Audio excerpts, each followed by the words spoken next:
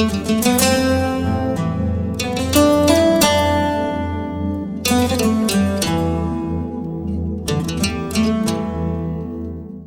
దేవుని వారలారా, మీ అందరికీ కూడా ప్రభువైన యేసుక్రీస్తు వారి పెట్టిన వందనాలు. చిన్న ప్రార్థన చేసుకుని మన యొక్క అంశంలోనికి వెళ్దామండి. అందరూ కళ్ళు మూసుకున్నట్లయితే ప్రార్థన చేసుకుందాం. మమ్మల్ని మిక్కిలిగా ప్రేమించిన మా ప్రియ పరలోకపు తండ్రి, మీ ఘనమైన శ్రేష్టమైన నామమును బట్టి మీకు వందనాలు స్తోత్రాలు చెల్లించుకుంటున్నాము దేవా తండ్రి.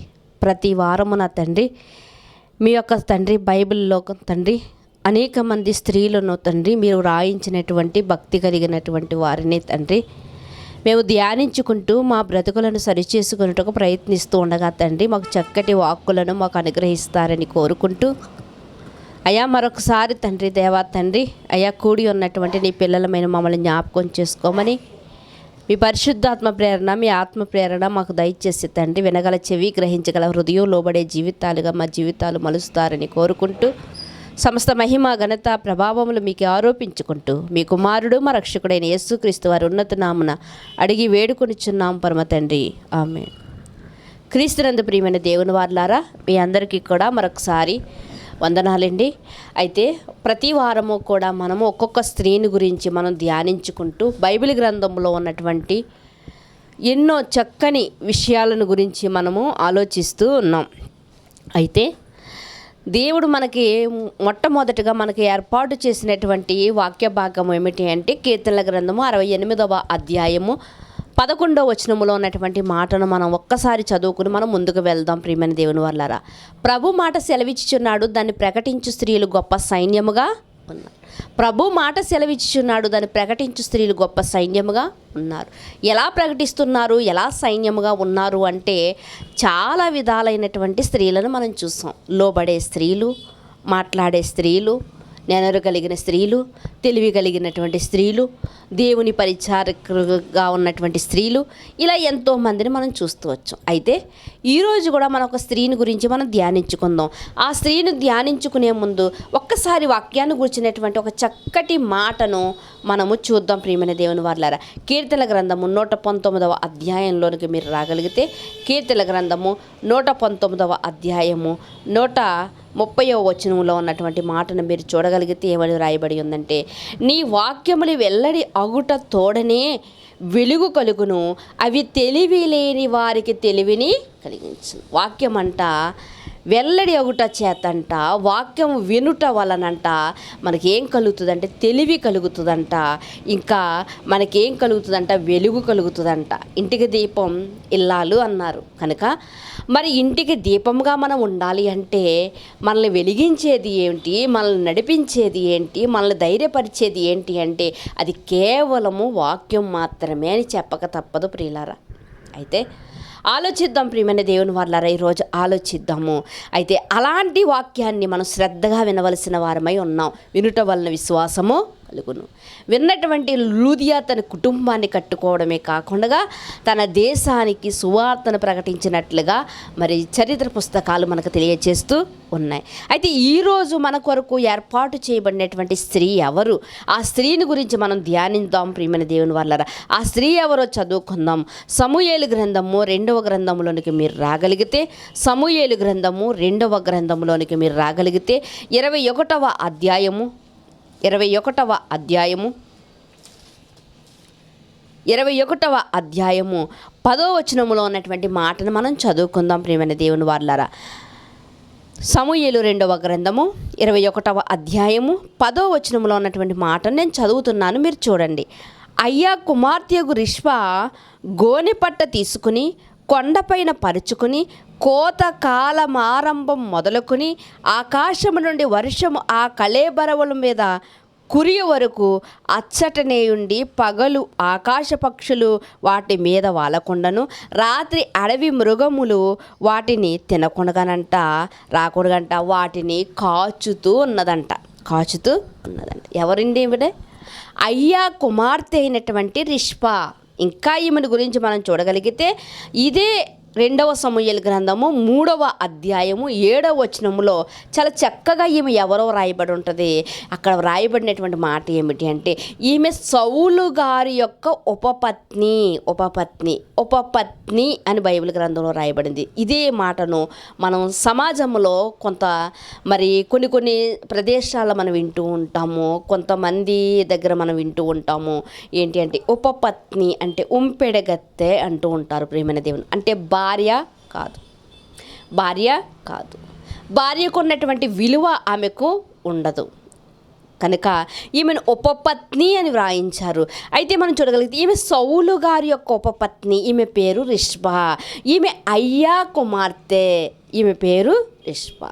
ప్రియమైన దేవుని వాళ్ళారా, ఇక్కడ మనం చూడగలిగితే ఈమె ఎందుకు శోక సముద్రంలో మునిగిపోయింది? స్త్రీలైన వారు వెళ్ళడానికే భయపడేటువంటి ఒక శ్మశానము దగ్గర, లేకపోతే ఒక శవాల దగ్గర ఈమెంట కోతకాలము నుండంట వర్షాకాలం వచ్చేంత వరకు కంట అక్కడనే ఉన్నదంట. మరలా కాపలా కాస్తుందంట. ఆమె ఆ వేలాడుతున్నటువంటి శవాలనంట ఆకాశ పక్షులు తినకుండా పగలంతా కాస్తుందంట. మృగాలు తినకుండా, అడవి మృగాలు తినకుండా రాత్రి కాలం మంది కాపలా కాస్తుందంట. ఆమె గోనె పట్టా వేసుకునంట అక్కడ కాపలా కాస్తుంది, ఏడుస్తుంది, రోదిస్తుంది. ఆమె ఏంటి ఇలాంటి పరిస్థితి ఆమెకు? అసలు ఎందుకు ఏడుస్తుంది? ఆమెకు జరిగినటువంటి విపత్తు ఏంటి? ఆమెకు కలిగినటువంటి బాధ ఏంటి? అసలు ఎందుకు ఏడుస్తుంది ఈ రిష్బా? ఒక పక్కేమో ఆమె ఒక ఉంపెడగొత్తుగా ఉంది, ఆమెకు విలువ లేదు సమాజంలో. ఒక పక్కేమో శోక సముద్రంలో మునిగిపోయి స్రవాలు వేలాడుతూ ఉంటే ఆమె అక్కడనే గోనె పట్ట పరుచుకునంట అక్కడనే ఆమె ఉన్నట్లుగా మనకి కనిపిస్తూ ఉంది. ప్రియమైన దేవుని వాళ్ళారా, ఆమె విలపిస్తూ ఉంది, ఆమె శోక సముద్రంలో మునిగిపోయినట్లుగా మనకి కనిపిస్తూ ఉంది. అసలు ఏంటి కారణం? ఈ రిష్బా గారు ఏడవడానికి కారణం ఏంటి? ఈమె ఎందుకు ఏడుస్తుంది? ఈమె పిల్లలు ఎందుకు చనిపోయారు? ఎందుకు ఆ కొండ మీద మరి వారిని వేలాడదీశారు? ఇదంతా మనకు తెలియాలంటే ప్రియమైన దేవుని వాళ్ళారా, నోటి మాటలతో కాదండి, చరిత్రలోనికి వెళ్ళి మనం చూడగలిగితే ఆధారాలతో సహా మనకి బైబిల్ గ్రంథం నిరూపించడానికి సిద్ధంగా ఉంది. మరి ఆ చరిత్ర మనం చూడడానికి మనం సిద్ధంగా ఉన్నామా? మీరు సిద్ధంగా ఉన్నారా? అలా అయితే ప్రియమైన దేవుని వాళ్ళారా, ఆ చావుకు కారణం ఏంటి? ఆమె ఏడుపుకు కారణం ఏంటి? ఆమె వేదనకి కారణం ఏంటి? వెతుకుదాం రండి. ఒక్కసారి మీ యొక్క సమయాన్ని, మీ యొక్క హృదయాలని మీరు దేవునికి దగ్గరగా చేసిన ఎడల మీరు చక్కని మరి వివరణతో కూడినటువంటి ఈ యొక్క రిష్బా గారి యొక్క జీవితాన్ని మీరు తెలుసుకోగలరు ప్రియమైన దేవుని వాళ్ళారా. కనుక ఆలోచిద్దాం ప్రియమైన దేవుని వాళ్ళారా. మరి యెహోషువ గ్రంథంలోనికి మొట్టమొదటిగా అసలు ఆమె ఏడుపుకు కారణం ఏంటి?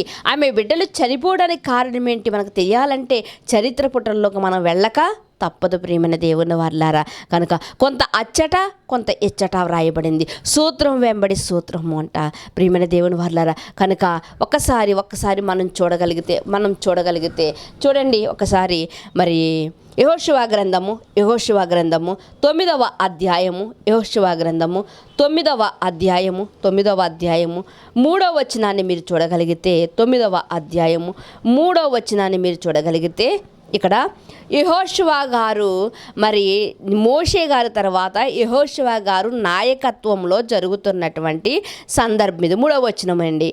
యెహోషువ యెరికోకును హాయికిని చేసిన దానిని గిబియోను నివాసులు వినినప్పుడంట వారు కపటోపాయము చేసి రాయబారులమని వేషం వేసుకుని బయలుదేరి అంట వారంట తమ గాడిదలకు పాత గోనె పట్ట, పాతగిల్లిన చిరిగిన కుట్టబడినటువంటి ద్రాక్షాతిత్తుల సిద్దెలను తీసుకునంట, పాతగిల్లి మాసిక వేసినటువంటి చెప్పులను పాదములకు తొడుక్కునంట, భక్ష్యములను అంటే రొట్టెలను, ఎండిన రొట్టె ముక్కలను తెచ్చుకునంట వారంట ఇశ్రాయేలు దగ్గరికి వచ్చారంట.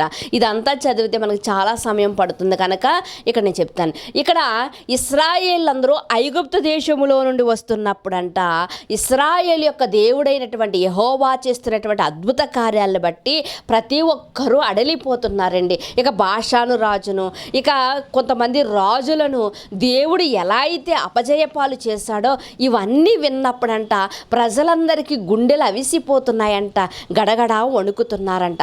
అలాంటి సమయంలో ఒక జనాంగానికి, ఒక గ్రామపు వారికంట ఒక చక్కటి ఆలోచన వచ్చిందంట.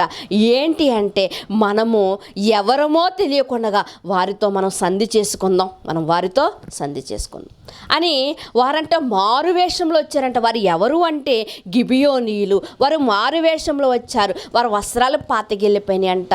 వారి చేతిలో ఉన్నటువంటి రొట్టె మెక్కలను చూడగలిగితే అవి ఎండిపోయి ఉన్నాయంట. వారి కాళ్ళకు ఉన్నటువంటి చెప్పులను చూడగలిగితే అవి కూడా మాసిక వేసి ఉన్నాయంట. వారి తల మాసిపోయి ఉన్నదంట. వారు ఎలా ఉన్నారు అంటే, ఎక్కడి నుండో దూర ప్రాంతము నుండి ప్రయాణం చేస్తూ వచ్చిన వారి వలె ఉన్నారు. వారు వచ్చి ఏమంటున్నారంటే, అయ్యా మేము దూర ప్రాంతము నుండి వచ్చాం, మీ దేవుడైనటువంటి యెహోవా చేస్తున్నటువంటి గొప్ప కార్యాలని విని మేము వచ్చాం. మేము మీతో కూడా సమాధాన పడాలని మేము వచ్చాం. మీతో యుద్ధానికి రాలేదు, మేము మీతో సమాధాన పడడానికి వచ్చాం. కనుక మాకు ప్రాణహాని లేకుండా మాకు నెమ్మది ప్రసాదించండి, మా మీద యుద్ధాన్ని ప్రకటించకండి అని వారు బ్రతిమలాడుకున్నారు. ప్రియమైన దేవుని వల్ల ఏదేమైతే కపటోపయమైనటువంటి మోసంతో గిబియోనీయులంట మరి ఇశ్రాయేలు దగ్గర వారి మనసులు విప్పి వారు మేము మీకు లోబడిపోయి ఉంటాం, మీకు దాసులుగా ఉంటాం మేము, ఎందుకంటే మీ దేవుడు గొప్పవాడు, మీ దేవుడు ఎలాంటి వాడు అంటే సైన్యములకు అధిపతి అయినటువంటి యెహోవా, కనుక మేము మీతో సంధి చేసుకుంటున్నాము, మీరు మాకు ఏ ప్రాణహాని చేయమని మాకు హామీ ఇవ్వండి, మాకు అభయం ఇవ్వండి అని వారు అడిగినప్పుడంట 9వ అధ్యాయం 19వ వచనాన్ని మీరు చూడగలిగితే, ఇదంతా మీరు చదువుకోండి తర్వాత. అయితే ముఖ్యంగా ఇప్పుడు చదవవలసినటువంటి వచనం ఏమిటి అంటే, ప్రియమైన దేవుని వారలారా 15వ వచనంలో కూడా, యెహోషువ వచ్చిన వారితో సమాధానపడి వారిని బ్రతుకనిచ్చుటకు వారితో నిబంధన చేశాడండి యెహోషువ. అయ్యో మరి వారి వేషాలు చూస్తుంటే, వారి రొట్టె ముక్కలు చూస్తుంటే, వారి పాతగిల్లినటువంటి చెప్పులు చూస్తుంటే ఎక్కడో దూర ప్రాంతం నుంచి మాతో సంధి చేసుకోవడానికి వచ్చారని వీరు కూడా అనుకునంట నిబంధన చేశారంట. తర్వాత 19వ వచనంలో, అందుకు సమాజం సర్వ సమాజము ఇట్లండి, మనం ఇశ్రాయేలు దేవుడని యెహోవా తోడని వారితో ప్రమాణం చేసేది కనుక మనం వారికి హాని చేయకూడదు, మరియు వారితో చేసిన ప్రమాణం వలన మన మీదికి కోపం రాకపోయినట్లు ఆ ప్రమాణమును బట్టి వారిని బ్రతుకనీయవలనని చెప్పి వారిని బ్రతుకనీయుడని సెలవిచ్చిరు కనుక ప్రధానులు తమతో చెప్పినట్లుగా వారు సర్వ సమాజమునకు కట్టెలు నరుకువారు గాను నీళ్ల చేదువారు గాను ఏర్పడిరి. ఇక్కడ మనం చూడగలిగితే ఎప్పుడైతే యెహోషువ గారు అభయం ఇచ్చేశాడో, ఎప్పుడైతే నిబంధన చేశాడో, మా యెహోవా తోడు, మా జీవము కలిగినటువంటి దేవుని తోడు, మేము ఎప్పుడు మీకు ప్రాణహాని చెయ్యము, మీరు మమ్మల్ని ఆశ్రయించి వచ్చారు కాబట్టి మీకు ఏ ప్రాణహాని చెయ్యము. తర్వాత తెలిసిందండి, వీరు ఎక్కడి వారో కాదు, వీరు సమీపస్తులే, వీరు మోసముతో మన దగ్గర నిబంధన చేయించుకున్నారని తర్వాత తెలిసినప్పుడు అప్పుడు అంటున్నారు, అయ్యో మేము నిబంధన చేసేసాం కదా, మేము మాట తప్పకూడదు, ఎందుకంటే మనం నమ్ముకున్న దేవుడు ఎవరు అంటే మాట తప్పని వాడండి. ఆయన మాట తప్పనప్పుడు మనం ఎందుకు మాట తప్పాలి? కనుక భయపడుతున్నారు. మేము యెహోవా తోడని మనం ప్రమాణం చేసాం కదా, నిబంధన చేసుకున్నాం కదా, మనం వారిని ఏమీ చెయ్యకూడదు, కనుక మీరు మాతోనే కలిసి ఉండండి, మీరు కట్టెలు కొట్టేవారు గాను నీళ్లు చేదేవారు గాను మీరు ఉండండి, మాతోనే మీరు బ్రతకండి అని అప్పుడు వారు చెప్పినట్లుగా మనకు కనిపిస్తుంది. మీరు ఎందుకు మమ్మల్ని మోసం చేశారన్నప్పుడు గిబియోనీయులు అంటున్నారు, మీ దేవుడు రాజుల్ని ఎలా ఓడించాడో మేము చూసాం, ఎర్ర సముద్రాన్ని పాయలు చేయడం చూసాం, ఇవన్నీ మేము చూసిన తర్వాత మాకు భయం కలిగింది, మాకు ప్రాణభీతి కలిగింది, మాకు అందుకునే మీ దగ్గర ప్రాణభిక్ష పెట్టమని మేము ఈ వేషంలో వచ్చాం అని వారి తప్పును వారు ఒప్పుకున్నప్పుడు మరి ఇశ్రాయేలు వారితో కూడా కలుపుకున్నట్లుగా మనకే కనిపిస్తుంది. అంటే ఇశ్రాయేలుతో వారు సంధి చేసుకున్నారు అంటే వారిని ఎవ్వరు ఏమి ఇశ్రాయేలు చెయ్యరు అన్నమాట. వారు ఇశ్రాయేలుతో పాటే వారు కూడా ఉంటారన్నమాట. అయితే ఇక్కడ మనం చూడగలిగితే ఆ 19వ వచనం నుంచి 27వ వచనం వరకు కూడా వారు ఇశ్రాయేలు వారిని ఏమీ చేయనట్లుగా, వారిని కట్టెలు కొట్టేవారుగా, నీళ్లు చేదేవారుగా వారిని ఉంచుకున్నారు. ఆ పనికై వారిని ఏర్పాటు చేసుకుని వారితోనే కలిసినట్లుగా, వారితో కలిసి ఉంటున్నట్లుగా, వీళ్ళకి శత్రుత్వం కానీ విరోధము కానీ ఏమీ లేదండి. అందరూ కలిసి ఒకే మాట మీద ఉంటూ దేవునికి భయపడుతూ జీవిస్తున్నటువంటి జీవితాలుగా ఉన్నాయి ప్రియమైన దేవుని వాళ్ళారా. ఇది ఒక నిబంధన. గిబియోనీయులను మేము ఎప్పుడూ ఏమి చేయం, వారికి హాని తలపట్టమని ఒక నిబంధన చేశారు. అది కూడా దేవుని పేరట నిబంధన చేశారు. అయితే ప్రియమైన దేవుని వాళ్ళారా, సమూయేలు గారి యొక్క గ్రంథంలో మనం చూడగలిగితే రెండవ గ్రంథంలోనికి మీరు రాగలిగితే రెండవ గ్రంథము 21వ అధ్యాయంలోనికి మరలా వచ్చేయండి. అయితే మొదటి వచనం నుంచి మనం చదువుదాం ప్రియమైన దేవుని వాళ్ళారా. 21వ అధ్యాయము మొదటి వచనం నుంచి మనం చదువుకుందాం.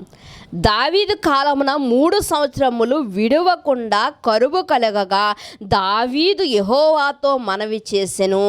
ఆ సందర్భం అక్కడ ఉంచండి. ఆ సందర్భం గిబియోనీయుల గురించి మనం విన్నాం ఇప్పటి వరకుని. గిబియోనీయులతో యెహోషువ ఇశ్రాయేలీయులు చేసిన నిబంధన మనం చూసాం. అయితే ఒక్కసారి దాన్ని ప్రక్కన పెట్టి మరలా దావీదు గారి దగ్గరికి వస్తే, దావీదు గారి పరిపాలనలో 3 సంవత్సరాలంట వర్షాలు లేవంట, కరువు కలిగిందంట.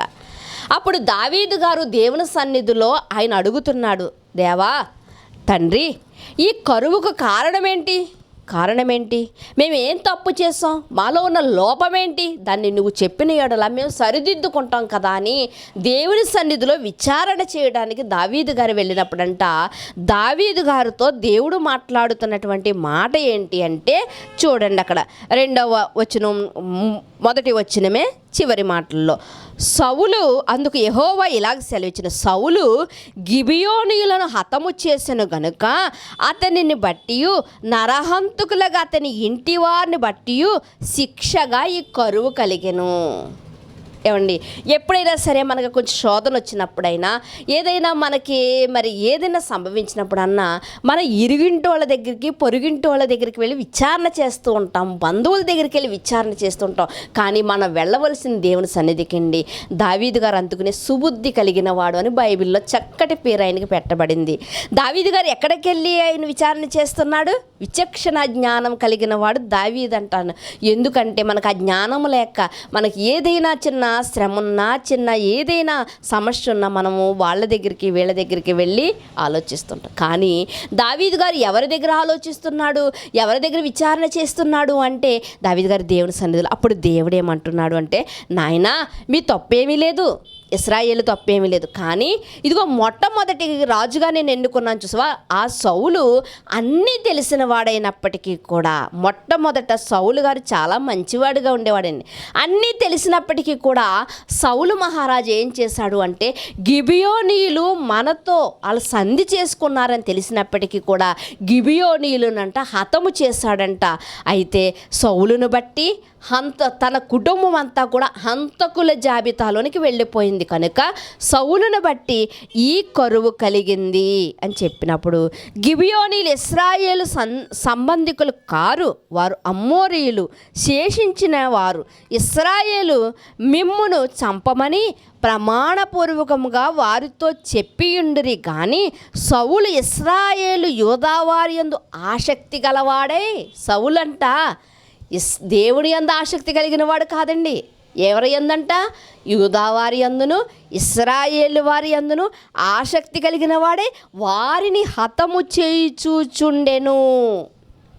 అంటే దావీదు గారు అయితే దేవుని మెప్పును కోరుకుంటున్నాడు, కానీ సౌలు మహారాజును మనం చూడగలిగితే సౌలంట మనుషుల మెప్పును కోరుకుంటున్నాడంట. ఇదే బైబిల్ గ్రంథంలో మనం ఒక చోట చూస్తూ ఉంటామన్నమాట.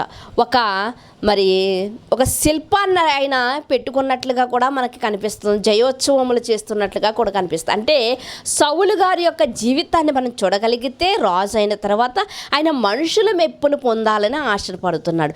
మనుషుల కోసం అంటే ఇక్కడ ఎంత క్లియర్గా రాయించాడంటే, యూదావారి కోసము, ఇశ్రాయేలు వారి కోసం అంట గిబియోనీయులనంట హతము చేయించు వచ్చాడంట. గిబియోనీలు చంపమని మాట ఇచ్చారు కదా. ఇది అంతా ఎవరికి తెలుసు? సౌలుకి తెలుసు. అయినప్పటికీ కూడా మాట తప్పడు ప్రియమైన దేవుని వారలారా. యోహాను గారు తన పత్రికలో రాస్తూ 2వ అధ్యాయంలో అనుకోట రాస్తూ ఏమని చెప్తారు అంటే, ఇదిగో పాపం అంటే ఏంటో కాదు, ఆజ్ఞాతిక్రమమే పాపం. మాట తప్పడం, ఆజ్ఞ అంటే మాట తప్పడం. దేవుని సన్నిధిలో ఒక మాట ఇచ్చారు, గిబియోనీయులారా మిమ్మల్ని మేము ఏ హాని చేయం, మీరు మాతోనే కలిసి ఉండండి. కానీ అలాంటప్పుడు సౌలు మహారాజు అంటే ఏం చేశాడంట, గిబియోనీయుల్ని చంపాడంట. అందుకనే గిబియోనీయుల నిమిత్తము సౌలు కుటుంబం హంతకుల కుటుంబముగా మారింది. వారి సౌలు కుటుంబం నిమిత్తం సౌలు చేసిన దానిని బట్టి ఇశ్రాయేల్ అందరికీ కరువు కలిగింది. ఈరోజు ఒకరి దోషాన్ని బట్టి కుటుంబానికి శ్రమ కలుగుతూ ఉండొచ్చేమో, ఒకరి యొక్క ప్రవర్తన బాగోక కుటుంబం మీద నిందలు పడొచ్చేమో మనం చూస్తూ ఉంటాం కదా ప్రియమైన దేవుని వారలారా. కనుక ఇక్కడ సౌలుని గురించి అంట తన కుటుంబానికి నిందపడింది హంతకుల కుటుంబం అని. సౌలును బట్టి తన యొక్క జనాంగం అంతటికి కరువు కలిగింది. ప్రియమైన దేవుని వారలారా, మన నిమిత్తం మన కుటుంబానికి ఏమైనా ఇబ్బంది కలుగుతుందేమో ఎప్పుడైనా ఆలోచించామా? మన మాట తీరును బట్టి మన ప్రవర్తన బట్టి ఏదైనా మనకి హాని జరుగుతుందా? మన కుటుంబానికి నిందలు వస్తున్నాయా, అవమానాలు వస్తున్నాయా? ఎప్పుడైనా మనం ఆలోచించామా ప్రియమైన దేవుని వారలారా? కనుక ఇక్కడ మనం చూడగలిగితేనంట ఇంకా దేవుడు ఏమని చెప్తున్నాడు అంటే, రాజు ఆసక్తి కలిగిన వాడే రాజు సౌలు యూదుల నిమిత్తము ఇశ్రాయేలు నిమిత్తం అంట గిబియోనీయులను చంపుతూ వచ్చాడంట, హతము చేయించు వచ్చాడు.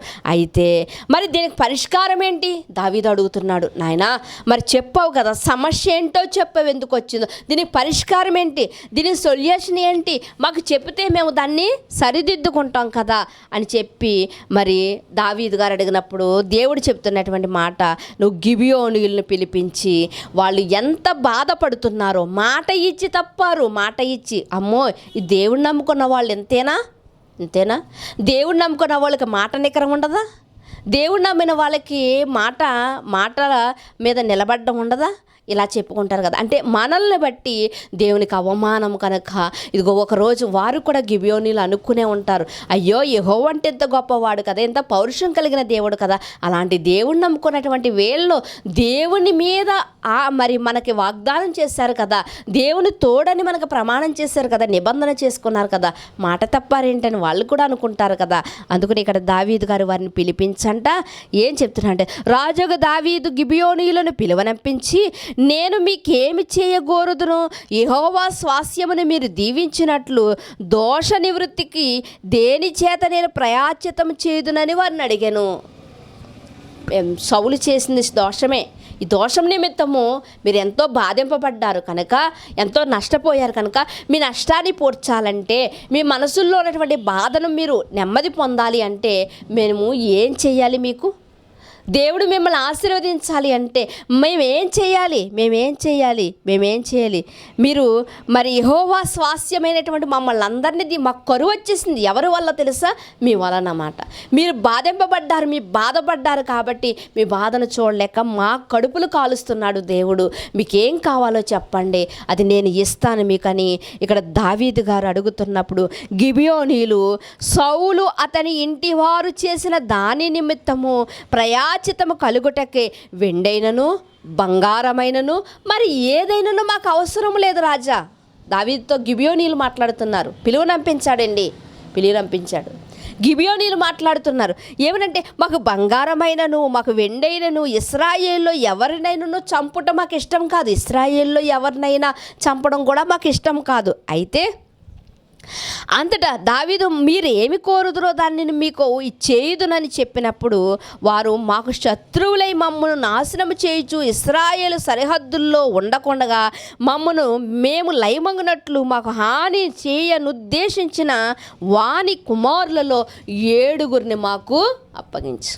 ప్రియమైన దేవుని వారలారా, గిబియోనీలు ఎంత మంచి మనస్తత్వం కలిగిన వారు అంటే, దావీదు గారు కౌరు పంపించగానే ఇదిగో సౌలు మహారాజు మొట్టమొదటి మహారాజు ఏమో హతము చేయడానికి చూశాడు కదా, ఈ రెండో మహారాజు ఏం చేస్తాడో, ఎందుకు వెళ్ళడం, ఎంతో నష్టపోయాం కదా అని అనుకోలేదు. ప్రియమైన దేవుని వారలారా, మాటను బట్టి గౌరవించి వాళ్ళు వచ్చారు. మీకేం కావాలన్నప్పుడు వెండి బంగారాలను ఆశించలేదండి. ఇదిగో మా జనాంగాన్ని ఎంతోమందిని నశింపచేసినటువంటి, హతము చేసినటువంటి ఆ సౌలు కుటుంబంలో, మళ్ళా ఇశ్రాయేల్ అందరిలో కాదు, సౌలు కుటుంబంలో మాత్రం మాకు 7 మాకు అప్పగించండి అని గిబియోనీలు కోరారు. ఆ రోజు గిబియోనీలు కోరారు. అలా కోరినప్పుడు గిబియోనీయులు కోరిన దాన్ని ఇవ్వాలి కదా, మరి పాపానికి ప్రయాశ్చితం చేసుకోవాలి కదా. 3 సంవత్సరాల నుంచి కరువు కలిగింది, అలమటించిపోతున్నారు. మరి ప్రతి ఒక్కరికి కడుపుకి అన్నం పెట్టాలి అంటే ఈ రాజు ఏం చేయాలంటే వారు చెప్పినది చేయాలి. దేవుడు కూడా చెప్పాడు కదా, వారికి ఏం కావాలో అది మీరు ఇవ్వాలి. వారు ఎంతో నష్టపోయారు, ఎంతో బాధింపబడ్డారు అని. కనుక ఆ సమస్యకు పరిష్కారం ఏంటో దొరికింది. కాబట్టి ఇప్పుడు సౌలు కుటుంబంలో నుంచి 7గురిని ఇవ్వాలి. నిజంగా ఇక్కడ మనం ఆలోచించగలిగితే ప్రియమైన దేవుని వారలారా, ఆ సౌలు కుటుంబంలో నుండి 7గురిని ఇవ్వడానికి మరి దావీదు గారు ఒప్పుకున్నారు. కాబట్టి మరి ఇక్కడ మనం చూడగలిగితే వాళ్ళు ఏమంటున్నారంటే, ఆ 7గురిని కూడా మేము యెహోవా సన్నిధిలో మేము ఉరి తీయాలి. అప్పుడే మాలో ఉన్నటువంటి రగిలిపోతున్నటువంటి ఈ బాధ ఏమవుతుందంటే చల్లారుతుంది. అప్పుడే మా మనసులకు సమాధానం కలుగుతుంది. అప్పుడే మేము స్వతంత్రంగా బ్రతకగలము. అప్పుడే మా బాధకి మేము వీడుకోలు చెప్పగలుగుతాం. కనుక మాకు 7గురిని ఇవ్వండి, వారిని యెహోవా సన్నిధిలో వారిని మేము మరి ఉరి తీస్తాము అని చెప్పి 6వ వచనంలో వ్రాయబడింది. యెహోవా ఏర్పరచుకున్న సౌలు గిబియా పట్టణంలో యెహోవా సన్నిధిని మేము వారిని ఉరి తీయవలనని రాజుతో మనవి చేయగా, నేను వారిని అప్పగించేదనని మాట ఇచ్చాడండి దావీదు. నేను వారిని మీకు అప్పగిస్తానని మాట ఇచ్చి కింద మీరు చూడగలిగితే 8వ వచనములో, అయ్యా కుమార్తె రిష్పా సౌలును కన్న 2 కుమారులను, వాళ్ళ పేర్లేంటే అర్మోనిని మెఫీబోషెతును, సౌలు కుమార్తెకు మేరాబు మొహాల్తీయుడగు బర్జిల్లై కుమారుడైన అంద్రియేలుకు కలిగిన 5 కుమారులను పట్టుకుని గిబియోనీలకు అప్పగించెను. ఇక్కడ మీకు అర్థమైందండి. ఇక్కడ దావీదు గారు గిబియోనీయుల యొక్క వాళ్ళ యొక్క ఆ మాటను ఆయన విన్నాడండి. విని మాట ఇచ్చాడండి, మీకు 7 కావాలి కదా, సౌలు కుటుంబం 7గురిని అప్పగిస్తానని చెప్పి, ఇదిగో ఇక్కడ శోక సముద్రంలో మునిగిపోయినటువంటి స్త్రీని గురించి మొట్టమొదటిగా చదివాం కదా. అయ్యా కుమార్తె అయినటువంటి రిష్పా, ఆ రిష్పాకు అనేటువంటి ఆ రిష్పా ఎవరంటే సౌలు గారి యొక్క ఉపపత్ని. ఆ రిష్పాకు అనేటువంటి 2 కుమారులను, ఇంకా సౌలు గారి యొక్క పెద్ద కుమార్తె అయినటువంటి మెరీబా ఆమె యొక్క 5 కుమారులను, ఈ 2 కుమారులు ఆ 5 కుమారులు 7 కుమారులను దావీదు మహారాజంట గిబియోనీలకు అప్పగించేశాడు. మాట ఇచ్చాడు కాబట్టి అప్పగించినప్పుడు వారు ఒక కొండ మీదకి యెహోవా సన్నిధిలోనికి ఒక కొండ మీదకి తీసుకువెళ్ళంట. ఆ కొండ మీద ఏం చేశారు అంటే వారిని ఉరి తీశారు. ఈ 7గురిని ఉరి తీశారు. ఈ 7గురిని గిబియోనీయులు ఉరి తీశారు. కాబట్టి ఈ 7 మరి చనిపోయిన తర్వాత ఈ శవాల్ని కిందకి దించకూడదు. కనుక ఆ శవాలు వేలాడుతూ ఉంటే అసలు అలా ఉరి తీయబడిన వారు ఎవరు అంటే, ఇదిగో పాపం చేసిన వారు, దొంగతనం చేసిన వారు, వ్యభిచరింపబడిన ఇలాంటి వారిని ఉరి తీస్తూ ఉంటారు. నిజంగా యేసుక్రీస్తు వారు సిలువ వేయబడినప్పుడు కూడా ఆ సిలువ ఎవరిని వేసేవారు అంటే గజ దొంగల్ని వేసేవారు, వ్యభిచారులు వేసేవారు, దొంగల్ని వేసేవారండి. అలాంటి పరిస్థితుల్లో, అలాంటి స్థానంలో మనం నమ్ముకున్నటువంటి మన క్రీస్తును కూడా అదే కొయ్యి మీద సిలువ వేసినట్టుగా మనకు కనిపిస్తుంది కదా. అయ్యో ఇలాంటి వారితో నా యేసు కూడా ఇదిగో సిలువ వేయబడ్డాడని మనం బాధపడుతున్నాం కదా. ఈ తల్లి కూడా నా పిల్లలు ఏ పాపము చేయనప్పటికీ కూడా నా పిల్లలు ఇలా వేలాడుతున్నారేటి ఉరి కొయ్యకని ఆమె అంట. మరి ఎవ్వరూ ఆ ఉరి కొయ్య మించి దింపే సాహసం ఎవరు చెయ్యరు కనుక మరి ఆమె ఏం చేస్తుందంటే ఒక గోనె పట్ట అక్కడ పట్టుకెళ్ళిపోయి గోనె పట్ట కట్టుకునంట ఆ కొండ మీద ఆ కళేబరాల దగ్గరంట ఆకాశ పక్షులు పగలంతానండి ఆకాశ పక్షులు వాలకుండగా వాటిని తినకుండగా ఇంకా రాత్రి కాలం మందు అడవి మృగాలు వచ్చి ఆ మాంసాన్ని తినడానికి వస్తాయి కదా, అవి రాకుండగానంట ఒక చేతిలో ఒక కర్ర పట్టుకుందో ఏం పట్టుకుందో తెలియదు కానీ ఒక స్త్రీమూర్తి ప్రియమైన దేవుని వారలారా సమాజానికి దూరముగా ఉన్నటువంటి ఆ శవాల మధ్య ఆమె ఎప్పటి నుంచి ఎప్పటి వరకు అంటే కోతకాలం ప్రారంభం నుండి అంట మరలా వర్షాకాలం ఆరంభం వరకునంట ఆమె సుమారు 4 నెలలు 5 నెలలు కావచ్చు. ఈ 5 నెలలు ఎక్కడుందో తెలుసండి, ఆ శవాల మధ్య ఉన్నది ప్రియమైన దేవుని వారలారా. ఎంత చక్కటి మాతృమూర్తి అంటే చనిపోయినటువంటి శవాలు ఆకాశ పక్షులకి ఆహారం కాకూడదు, అడవి మృగాలకి ఆహారం కాకూడదని ఆమె ఎంత పాటుపడుతుందో, ఎంత పోరాడుతుందో మనకు అర్థమవుతుంది ప్రియమైన దేవుని వారలారా. ఇంతకీ ఎందుకు అంతగా పోరాడుతుంది అంటే, మనం పాత నిబంధన కాలంలో మనం చూడగలిగితే, మన పితరులైనటువంటి అబ్రహాము గారు, యాకోబు గారు వీరి మాటల్లో మనం ఆలోచించగలిగితే వారు అంటారు, నేను చనిపోయిన తర్వాత నా తండ్రి సమాధిలో నన్ను దాచిపెట్టండి, లేకపోతే పాతి పెట్టండి. శారా గారు చనిపోయినప్పుడంట చక్కగా సమాధి చేశాడంట. మరి లేయా చనిపోయినప్పుడంట చక్కగా సమాధి చేయబడినట్టు యాకోబు గారు, అలాగే ఐగుప్తు దేశంలో చనిపోయినటువంటి యోసేపు గారు, ఐగుప్తు దేశంలో చనిపోయినటువంటి యాకోబు గారిని కూడా మనం చూడగలిగితే చక్కటి సమాధి కార్యక్రమం, పరిమళ ద్రూపాలు అందులో వేసంట చాలా చక్కగా సమాధి కార్యక్రమం చేశారండి. అక్కడ ఒక ఆలోచన అనేది వారికి ఉండేది. ఏంటి అంటే, ఇదిగో మరలా మనకు అవకాశం వస్తుంది, ఆ అవకాశం వచ్చినప్పుడు మరలా మనం లేస్తాము, మనం లేచినప్పుడు మనకి తినడానికి ఆహారం కూడా ఉండాలని కొంత ధనము, కొన్ని ధాన్యాలు, కొంచెం బంగారము, కొంచెం ఇలా అన్నీ కూడా సమాధిలో పెట్టుకునంట మంచి సమాధులు తొలిపించుకునేవారు. అంటే సమాధులకి ప్రాధాన్యత ఇచ్చేవారు. ప్రియమైన దేవుని వర్లారా, అలాంటి సిచ్యువేషన్లో, అలాంటి తరంలో ఉన్నటువంటి ఈమె తన పిల్లలు మంచిగా సమాధి చేయబడకుండా ఆకాశ పక్షులకు ఆహారముగా, మరి అడవి మృగాలకు ఆహారముగా వేలాడుతూ ఉంటే ఆ తల్లికి ఎంత కడుపు కోత. ప్రియమైన దేవుని వల్ల చనిపోవడం ఒక కడుపు కోత అయితే, ఇదిగో చనిపోయిన శవాలను అవి ఇవి పీక్కుని తినడం ఇంకా.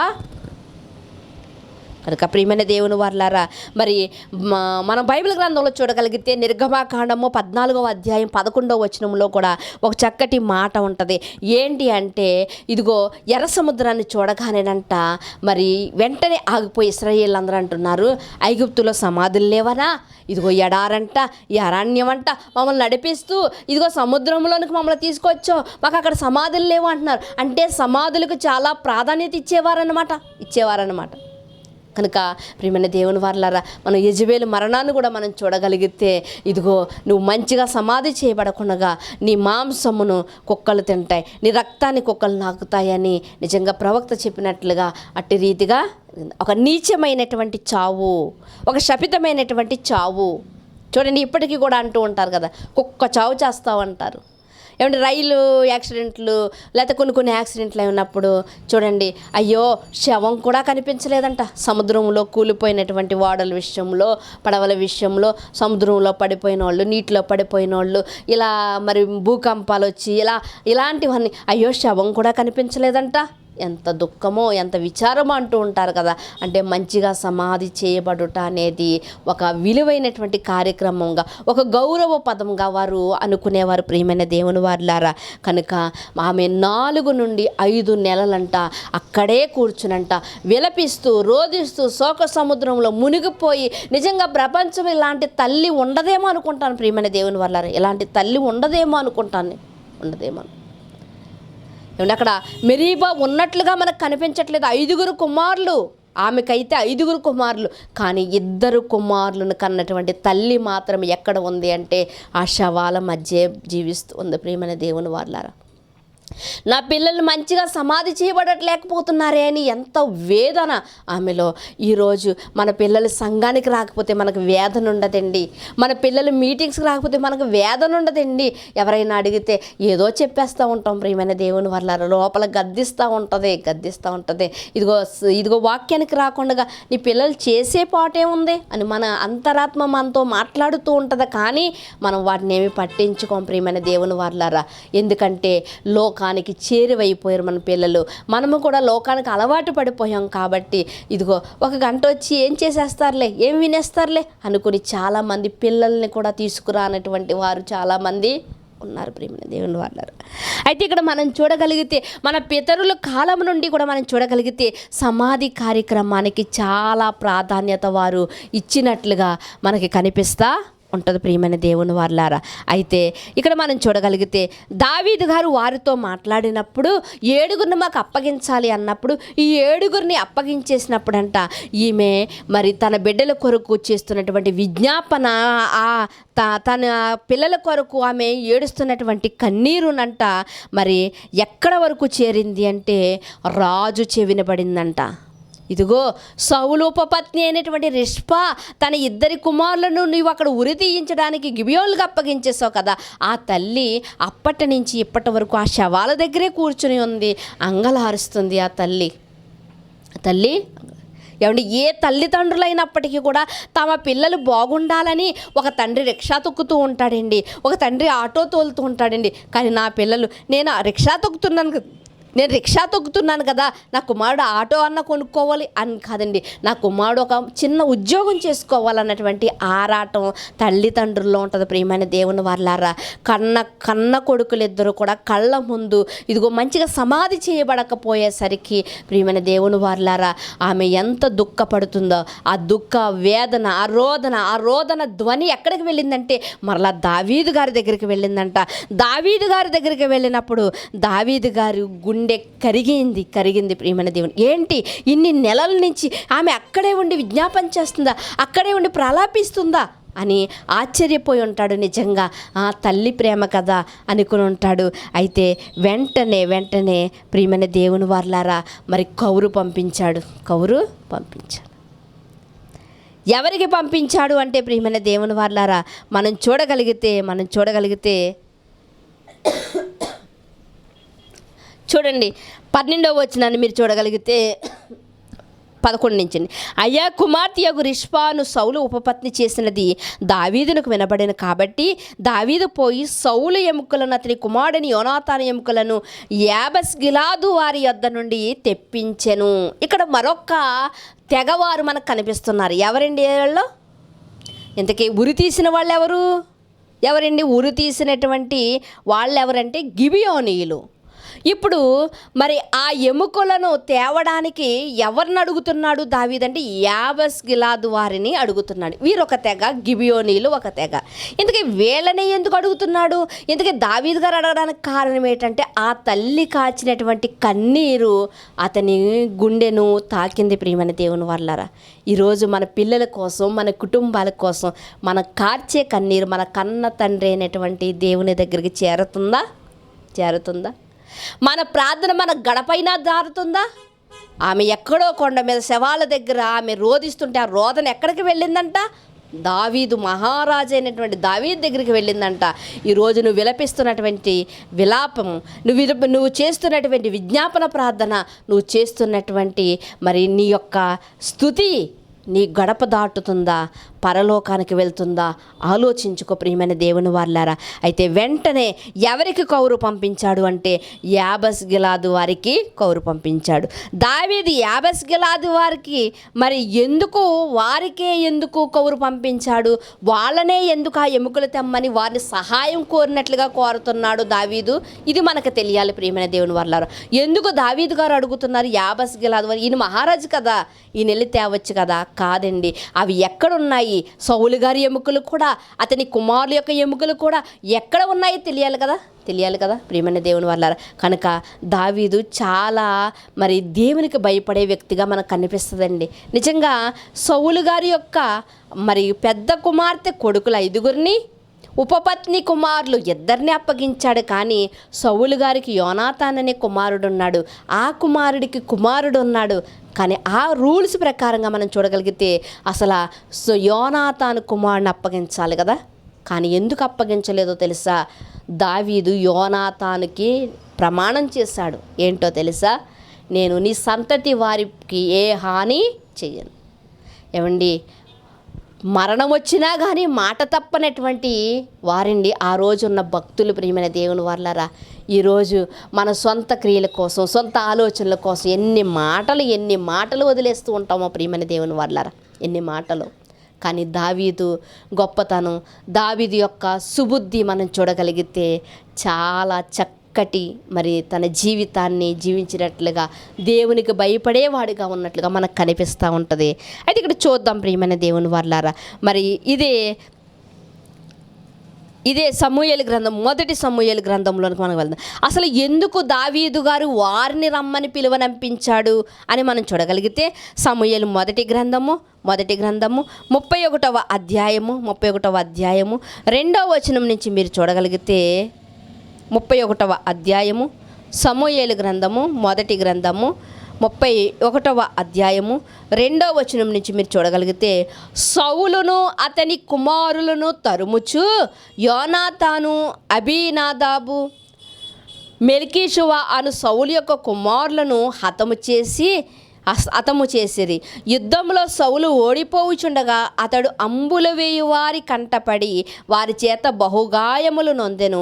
అప్పుడు సౌలు, సున్నతి లేని వీరు వచ్చి నన్ను పొడిచి అపహాస్యము చేయకుండానట్లు నీ కత్తి దూసి దాని చేత నన్ను పొడవమని తన ఆయుధములు మోయువానితో చెప్పగా అతడు భయము చేత అలాగ చెయ్యనొల్లకుండెను కనుక సౌలు తన కత్తి పట్టుకుని దాని మీద పడెను.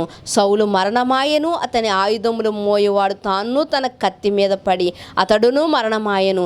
అలాగా సౌలును ఆయుధములు మోయేవాడును చనిపోయాడు. ఇక్కడ ఫిలిస్తీన్లు వారి మీదకి యుద్ధానికి వచ్చినప్పుడు సౌలు గారు గెలవలేదండి. ఎందుకో తెలుసా అండి? సౌలు గారి పతనానికి కారణం ఏమిటంటే గర్వం. ఈరోజు అలాంటి గర్వం మీలో ఉందేమో చూసుకోండి ప్రియమైన దేవుని వారలారా. ఎందుకు అంటే నాశనానికి ముందు గర్వం నడుస్తుంది. ఇదిగో సౌలు గారు మొదట చాలా బాగున్నాడండి. తర్వాత తన యొక్క మరి జీవితంలోనికి ఏమొచ్చింది అంటే గర్వం అనేది ప్రవేశించేసింది. గర్వం ప్రవేశించినప్పుడు దేవుని ఆత్మ వెళ్ళిపోయిందండి, దురాత్మ వచ్చింది. ప్రియమైన దేవుని వాళ్ళారా, ఈరోజు మనలో కూడా గర్వము, అహంకారము, లేకపోతే క్రోధము, లేకపోతే మరి ఏదైనా అబద్ధములు, అసూయ, కలహము, మత్సరము, డంబము, అవివేకము, అవిశ్వాసము, అజ్ఞానము, ఇలాంటివి ఏదైనా మనలో ఉందనుకోండి ప్రియమైన దేవుని వారలారా, మనము కూడా పతనానికి సమీపముగా ఉన్నామని మీరు ఎరగాలి ప్రియమైన దేవుని వారలారా. వసంతకాలం వచ్చిందని మనకి ఎలా తెలుస్తుంది అంటే, ఇదిగో చెట్లన్నీ ఆకులు రాల్చేస్తూ ఉంటాయి కదా, వచ్చేస్తాయి. ఇదిగో రాకడ వస్తుంది అనడానికి సూచనలు ఏంటంటే ఇవిగో ఇలా ఉంటాయి యేసుక్రీస్తు చెప్పారు.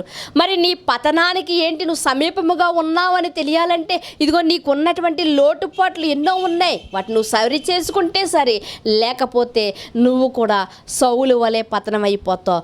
సౌలు పతనం ఎలా ఉంది అంటే ఇదిగో మరణం, ఫిలిస్తీన్లు అంబులు వారి గుచ్చుకున్నాయంట, బాణాలు గుచ్చుకున్నాయంట, చనిపోయే స్థితిలోనికి వచ్చాడంట. అప్పుడు అనుకుంటున్నాడు, అయ్యో సున్నతి లేని వీళ్ళ చేతిలో నేను చచ్చుట ఏంటి, నేను ఒక మహారాజుని కదా, సున్నతి లేని వారి చేతిలో, నేను ఫిలిస్తీన్ల చేతిలో నేను చావకూడదు, కనుక ఇదిగో నా ఆయుధములు మోసేవాడా వచ్చి నన్ను పొడిచే, నన్ను చంపే అంటున్నాడు. అప్పటికే కుమారులు 3 చనిపోయారు ప్రియమైన దేవుని వల్లారా. వాడు అంత సాహసం చేయలేదు. అయ్యా యజమాని, నేను దాసుడు, నేను ఎలా చంపగలను, నేను నీ ఉప్పు తిన్నవాడిని నేను ఎలా చంపగలను అని వాడు మొహమాట పడుతున్నాడు, వాడు భయపడుతున్నాడు. అలాంటప్పుడు సౌలు గారు తన కత్తిని నిలవబెట్టుకుని ఆ కత్తి మీద పడంట తానే చనిపోయాడు. ఆలోచించండి, ఈరోజు మన చావును మనమే తెచ్చుకుంటున్నామా? ఏమంటే ఎవరైనా ఏదో జరిగితే కానీ ఆత్మహత్య చేసుకోరండి. చాలామందిని చూడగలిగితే, ఇదిగో హాస్పిటల్లోకి వెళ్ళి చూడగలిగితే ఒక హార్ట్ అటాక్ వచ్చినటువంటి వ్యక్తిని డాక్టర్ చేతులు పట్టుకుని నన్ను బ్రతికించండి అంటాడు. ఇదిగో డాక్టర్లు కూడా పరుగులు పెడుతూ ఉంటారండి. ఒకరు సూదులు మోస్తూ ఉంటారు, ఇంజక్షన్లు మోస్తూ ఉంటారు, బాటిల్స్ మోస్తూ ఉంటారు. ఈలోగా డాక్టర్ గారు అతని యొక్క ఛాతీ పైన గుద్దుతూ ఉంటారు, నొక్కుతూ ఉంటారు. ఇదిగో మీరు పుష్ చేయండి అంటూ ఉంటారు. ఇంత హడావుడి హంగామా ఎందుకో తెలుసా? ఆ వ్యక్తిని బ్రతికించాలని, అంటే ఆ వ్యక్తికి కూడా బ్రతకాలన్నటువంటి ఆశ ఉంది. కానీ సౌలు తన చేతులతో తానే ప్రాణం తీసుకుంటున్నాడు. అంటే కారణం ఏమిటి అంటే ఇదిగో పతనానికి సమీపం. ప్రియమైన దేవుని వల్ల మనలో అలాంటి దుర్గుణాలు ఏమైనా ఉంటే వెంటనే మనం మార్చుకోవాలి ప్రియులారా, మార్చుకోవాలి. అలాంటి సమయంలో వాళ్ళందరూ కూడా యుద్ధంలో ఉన్నప్పుడు, మరి అలాంటి యుద్ధంలో ఇదిగో సౌలు గారు ఇలా చనిపోతే తన కుమారులందరూ యుద్ధంలో చనిపోయిన తర్వాత ఏం జరిగిందంటే చాలా చక్కటి మాటలు ఇక్కడ మనం చూడగలిగితే, సౌలు గారు మరణమాయను, అతని ఆయుధములు మోయేవాడు తాను కత్తి మీద పడి అతడు కూడా మరణమాయను అని చెప్పి కింద 8వ వచనంలోనికి మనం వద్దాం ప్రియమైన దేవుని వారలారా. మరునాడు ఫిలిష్తీయులు హతమైన వారిని దోచుకొని వచ్చి గిల్బోవ పర్వతం మీద పడి ఉన్న సౌలును అతని 3 కుమారులను కనుగొని అతని తలను ఛేదించి అతని ఆయుధములు తీసి తమ బొమ్మల గుళ్ళల్లో జనులలో జయవర్తమానం తెలియజేయటకే ఫిలిష్తీయుల దేశం నలుదిశలను వాటిని పంపింది. ఎప్పుడైతే మరునాడు శవాల దగ్గరకు వచ్చారండి. వాళ్ళ దగ్గర ఏమైనా బంగారాలు ఉన్నాయా, వాళ్ళ దగ్గర డాలు ఉన్నాయా, వాళ్ళ దగ్గర ఈటలు ఉన్నాయా, వాటన్నిటినీ తీసుకోవడానికి ఫిలిష్తీయులు అందరూ ఎక్కడికి వచ్చారంట? శవాల మధ్యలోకి వచ్చినప్పుడంట ఇదిగో ఒక కొండ మీద ఎవరు కనిపిస్తున్నారంటే సౌలు శవంగా కనిపిస్తున్నాడు. 3 కుమారులు శవాలుగా కనిపిస్తున్నప్పుడంట సౌలు తలనంట ఛేదించేశారంట, నరికేశారంట. మరి సౌలు గారి యొక్క వాడినటువంటి ఆ ఈటెను, కత్తెలను, డాలును ఇవన్నీ తీసుకున్నంట వారి యొక్క దేవత గుడుల్లో, బొమ్మల గుడుల్లోనంట ఒక్కొక్కటి పెట్టుకున్నారంట. ఎందుకో తెలుసా అండి, అక్కడ వ్రాయబడినటువంటి మాట ఏంటంటే, బొమ్మల గుడుల్లో జనుల్లోనూ జయవర్తమానం తెలియజేయటకే.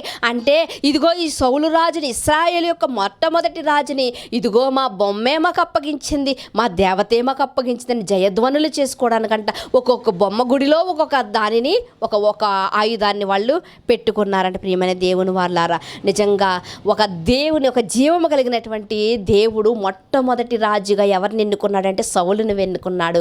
అలాంటి సౌలు రాజు ఎంత కృతజ్ఞత భావం కలిగి ఉండాలి అసలు దేవునికి.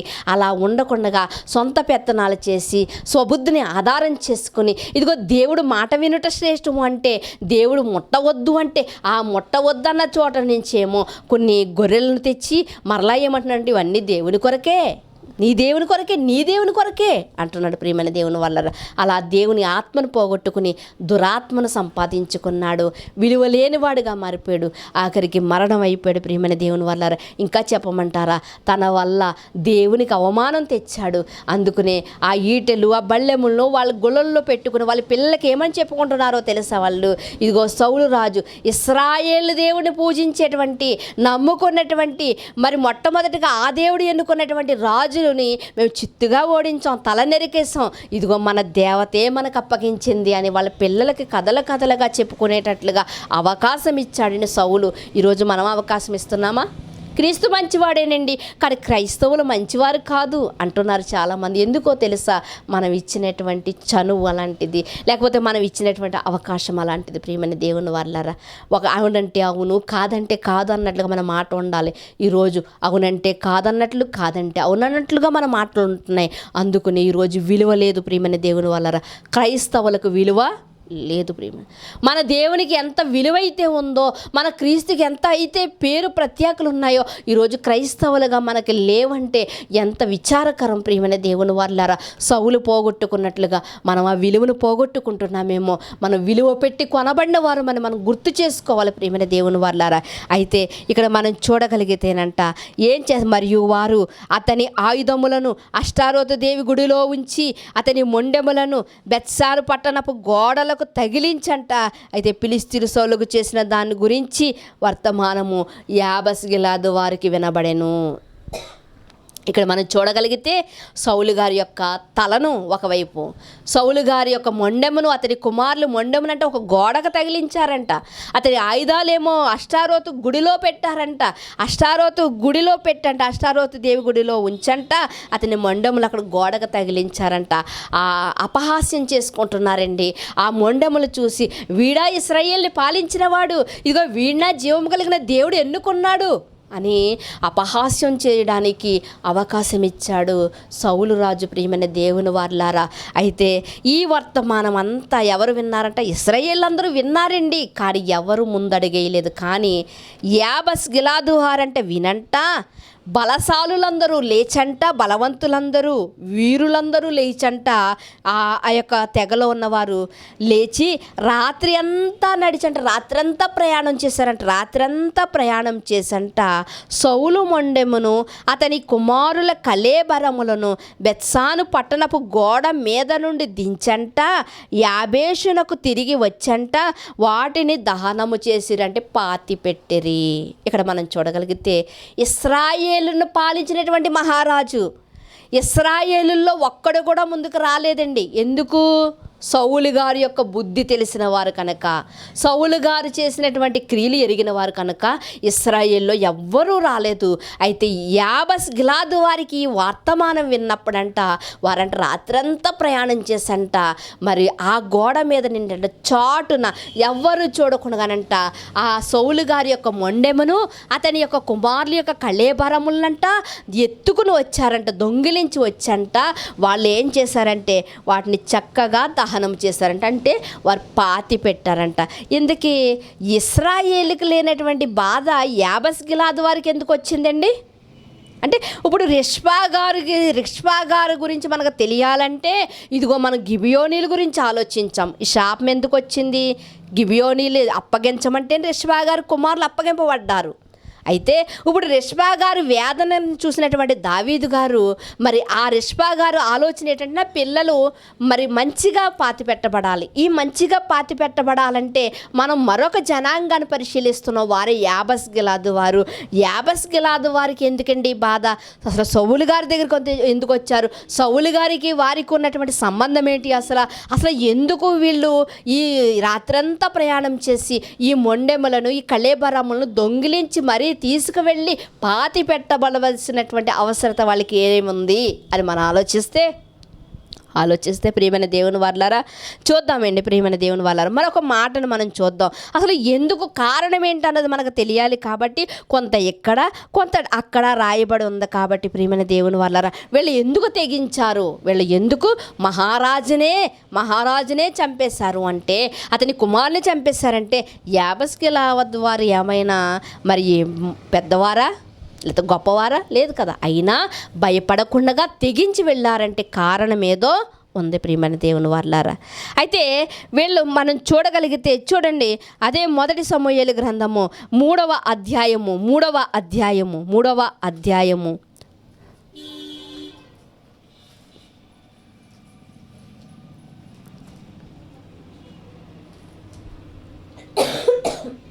క్షమించండి 2వ అధ్యాయము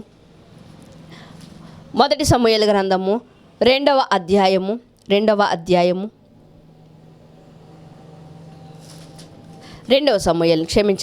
సమూయేలు గ్రంథము 2వ అధ్యాయము 5వ వచనాన్ని మీరు చూడగలిగితే 5వ వచనాన్ని, సౌలును పాతిపెట్టిన వారు యాబస్ గిలాదు వారని దావీదు తెలుసుకుని యాబస్ గిలాదు వారి యొద్దకు దూతలను పంపి మీరు ఉపకారం చూపి మీ ఏలినవాడైన సౌలును పాతిపెట్టిరు గనుక యెహోవా చేత మీరు ఆశీర్వాదం నొందుదురు గాక. యెహోవా మీకు కృపను స్వచ్ఛ స్వభావమును అగుపరుచును. నేనును మీరు చేసిన ఈ క్రియను బట్టి మీకు ప్రత్యుపకారం చేసేదను. ఇక్కడ దావీదు గారు సౌలు తర్వాత దావీదు గారు రాజయ్యారు కనుక సౌలు గారి యొక్క మొండెమును అతని కుమారుల యొక్క కళేబరములను ఎవరంటే యాబస్ గిలాదు వారు పాతి పెట్టారని దావీదు గారికి వినబడినప్పుడంట దావీదు గారు యాబస్ గిలాదు వారితో ఏం చెప్తున్నారంటే, ఇదిగో మిమ్మల్ని పరిపాలించినటువంటి మీ యజమాని యొక్క సౌలు యొక్క కళేబరములను మీరు పాతి పెట్టారంట. నాకు చాలా ఆనందం అనిపించింది. మీరు చేసిన ఉపకారమును బట్టి దేవుడు మిమ్మల్ని ఆశీర్వదిస్తాడు. సౌలు తర్వాత నేను రాజయ్యాను కాబట్టి మీకు ఏదైనా అవసరం ఉంటే నా దగ్గరికి రండి అని అభయమిచ్చి యెహోవా మీకు కృపను సత్య స్వభావమును అగుపరుచును అని చెప్పి మీకు ఏదైతే మీకు యెహోవా ప్రత్యుపకారం చేస్తాడు. మీరు చేసిన ఉపకారానికని మెచ్చుకున్నట్లుగా దావీదు గారు మనకి ఇక్కడ కనిపిస్తూ ఉంది. ప్రియమైన దేవుని వాళ్ళారా దావీదు గారు వాళ్ళని మెచ్చుకున్నట్లుగా మనకు కనిపిస్తూ ఉంది. ధైర్యం తెచ్చుకోండి, మీరు ధైర్యం తెచ్చుకోండి. ఇక తర్వాత మీ మీదకి ఎవ్వరూ కూడా మిమ్మల్ని చంపడానికి రారు అని ధైర్యం తెచ్చుకోండి అని చెప్తున్నారు. అయితే మరి యాబస్ గిలాదు వారిని బట్టి అసలు ఎందుకు సౌలు గారికి ఉపకారం చేశారు అన్నది మనకు తెలియాలి అంటే ప్రియమైన దేవుని వాళ్ళారా అదే మొదటి సమూయేలు గ్రంథము 11వ అధ్యాయంలోనికి మనం రాగలిగితే 11వ అధ్యాయములో మొదటి వచనంలో మనం చూడగలిగితే ఏం రాయబడి ఉందంటే ఇక్కడ మనం చాలా జాగ్రత్తగా చూద్దామండి. అసలు సౌలు గారికి యాబస్ గిలాదు వారికి ఉన్నటువంటి సంబంధం ఏంటో మనకు తెలుస్తుంది ప్రియమైన దేవుని వల్ల.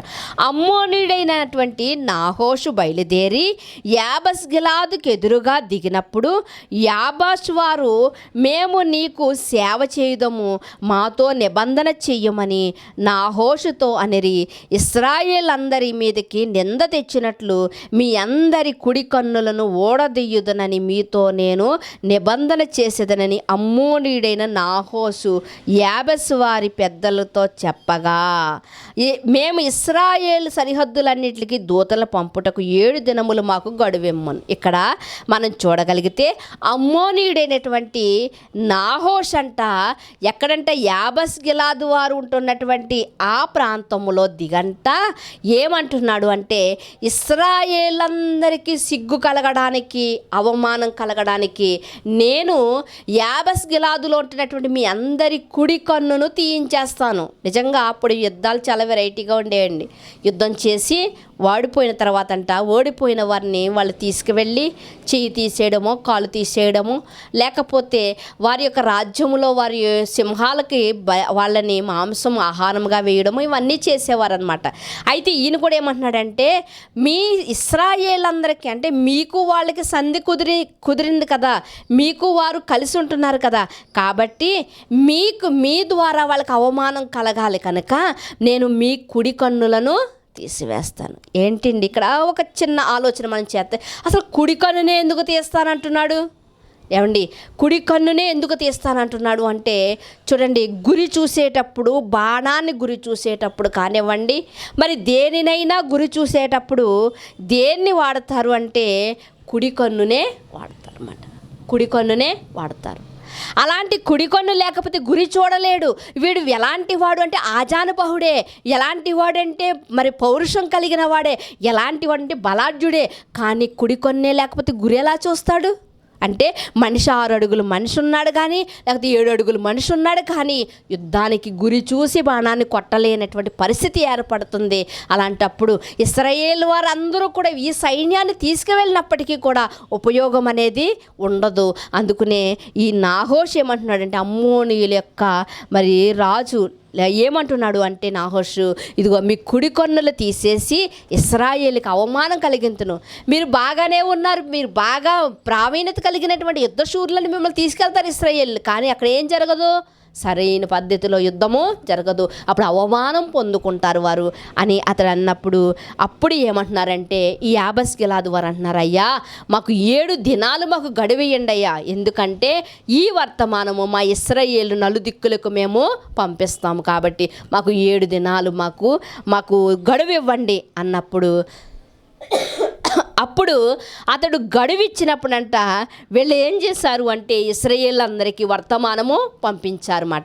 ఇదిగో ఇతడు ఇక్కడ దిగి ఉన్నాడు, ఇదిగో మీ అందరికీ అవమానం కలగడానికి మా అందరికీ కుడి కన్నులు తీసివేస్తానంటున్నాడు, ఏంటి పరిస్థితి, ఏం చెయ్యమంటారు ఏంటి అని మరి అందరికీ పంపినప్పుడంట ఇక్కడ మనం చూడగలిగితే 4వ వచనంలో, దూతలు సౌలు గిబియాకు వచ్చి జనులకు ఆ వర్తమానం తెలియచేయగా జనులందరూ బిగ్గరగా ఏడ్చిరంట.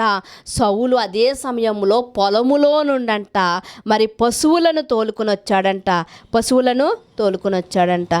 మరి అక్కడ మనం చూడగా పశువులను తోలుకుని వచ్చుచు జనులు ఏడ్చుట హేతువేమని అడుగగా వారు యాబస్ వారు తెచ్చిన వర్తమానం అతనికి తెలియజేసిరి. సౌలు ఆ వర్తమానం వినగానే దేవుని ఆత్మ అతని మీదకి వచ్చింది. ఇక్కడ సౌలు రాజుగా అభిషేకింపబడ్డాడు కానీ రాజు అవ్వలేదు, ఇంకా సింహాసనం ఎక్కలేదండి. అలాంటి పరిస్థితిలో తన పని తను చేసుకుంటూ పొలానికి వెళ్ళి పశువులను కాసుకుంటూ లేకపోతే గాడిదలు కాసుకుంటూ ఇతడు ఉన్నప్పుడంట ఇక్కడ వర్తమానం వచ్చిందంట. వర్తమానం రాగానే మరి అక్కడ ఉన్నటువంటి వారందరూ కూడా మరి ఎలుగెత్తి ఏడుస్తున్నారంట. సౌలు అంటున్నాడు, వీళ్ళు ఏడుపులకు కారణం ఏంటి అని అడుగుతున్నప్పుడు అప్పుడు చెప్పారన్నమాట, ఇదిగో యాబస్ గిలాదు వారు మరి ఇలా చేశారు అన్నప్పుడు అప్పుడు సౌలు సౌలు ఏమంటున్నాడు అంటే, సౌలు వెంటనే సౌలులోనికి ఆల్రెడీ అప్పటికే రాజుగా అభిషేకింపబడ్డాడు. వెంటనే సౌలు ఎలాంటి వాడు అంటే తండ్రి మాటకు లోబడే వ్యక్తి. ఎలాంటి వాడు దేవుని మాటకు లోబడడా? మరి అందుకునే దేవుడు సౌలుని ఎన్నుకున్నాడు. సౌలు ఆజానుబహుడంట. ఇశ్రాయేలుకు మొట్టమొదటి రాజుగా సౌలుని ఎన్నుకున్నాడు. అలాంటి సౌలు దేవుని ఆత్మ అతని మీదకి రాగానేనంట అతడు అత్యాగ్రహుడయ్యంట తన కాడి ఎడ్లను తీసి తునకలుగా చేసి ఇశ్రాయేలు దేశంలో నలుదిక్కుల కంట దాన్ని దూతల చేత వాటిని పంపి సౌలుతోనూ సమూయేలుతోనూ మరి చేరకుండా కొండవాడెవడో వాడు ఎడ్లను నేను ఈ ప్రకారముగా వాణిని ఎడ్లను నేను ఈ ప్రకారముగా నేను చేయుదునని వర్తమానము. ఏమని చెప్తున్నాడు అంటే, ఒక తునకలుగా చేశాడండి. కాడి ఎడ్లను చేసేసి ఒక్కొక్క మొక్క పంపించేశాడంటే ఇశ్రాయేలు నలుదిక్కులకి కూడా పంపించేసి ఏమని వర్తమానం చెప్తున్నాడు అంటే, ఏమని పంపిస్తున్నాడు అంటే, ఇదిగో సౌలుతోనూ సమూయేలుతోనూ చేరకుండు వాడెవడో వాని ఎడ్లను నేను ఈ ప్రకారముగా చేయుదునని వర్తమానం పంపెను. అందువలన యెహోవా భయము జనుల మీదకు వచ్చెను. అప్పటి వరకు రాకపోదునేమో, కానీ ఎప్పుడైతే సౌలు ఈ యొక్క తునకలుగా చేయబడినటువంటి దానిని వర్తమానం ద్వారా పంపించినప్పుడంట అందరికీ దేవుని భయం కలిగిందంట. అందరికీ దేవుని ఆత్మ సౌలులోనికి వచ్చిందని భయపడిపోతున్నారంట. అలా భయపడిపోయినప్పుడు మరి సౌలు ఏం చేస్తున్నాడు అంటే, ఆ కింద మాటలో మీరు చూడగలిగితే, అందువల్ల యెహోవా భయం జనుల మీదకు వచ్చిన కనుక ఎక్కడైనా నిలవకుండా వారందరూ వచ్చిరి. అతడు బేజేకు వారిలో లెక్క పెట్టగా ఇశ్రాయేలు 3,00,000 మంది, యూదావారు 30,000 మంది అయ్యిరి. అప్పుడు రేపు మధ్యాహ్నములోగా మీకు రక్షణ కలుగునని యాబేష్ గిలాదు వారితో చెప్పుడని వారితో దూతలను ఆజ్ఞాపించి వారిని పంపెను. రేపు ఈ టయానికి మీకు రక్షణ కలుగుతుంది. ఎవరి దగ్గర నుంచి? ఆ శత్రువు చేతుల నుంచి మీరు రక్షింపబడతారు. అభయం ఇస్తున్నాను నేను, నా మాట నమ్మండి అన్నప్పుడంట మరి దూతలు పోయి యాబేష్ గిలాదు వారితో ఈ వర్తమానం తెలపగంట వారు ఎంతో సంతోషించారంట. సౌలు గారు చేసిన ప్రమాణాన్ని బట్టంట ఎంతగానో సంతోషించారంట. అదే రీతిగా ఇక్కడ మనం చూడగలిగితే ప్రియమైన దేవుని వారలారా, మనం చూడగలిగితే ఇక్కడ మరి 6వ వచనంలో మరి 9వ వచనంలో చక్కటి మాటలు. వారు ఎంతగానో సౌలు గారి యొక్క చేసినటువంటి ఆ శబదాన్ని విన్నప్పుడంట చాలా సంతోషించారంట. ప్రియమైన దేవుని వారలారా, చాలా సంతోషించి మరి అక్కడ యుద్ధము జరిగినట్లుగా యాబేష్ గిలాదు వారిని వారు రక్షించినట్లుగా మనం చూస్తాం. వెంటనే సౌలు రాజుగా పట్టాభిషేకం చేయబడినట్లుగా మనకు కనిపిస్తుంది. అంటే యాబేష్ గిలాదు వారు మరి అమ్మోనీయుడైనటువంటి నాహోషు చేతిలోనికి వెళ్ళవలసినటువంటి ఆ రోజు మరి ఎవరు అడ్డగించారంటే సౌలు. యాబేష్ గిలాదు వారు అందరికీ కుడికొన్ను తీయబడవలసినటువంటి ఆ సమయంలో ఎవరి చేత రక్షింపబడ్డారు అంటే సౌలు చేత రక్షింపబడ్డారు.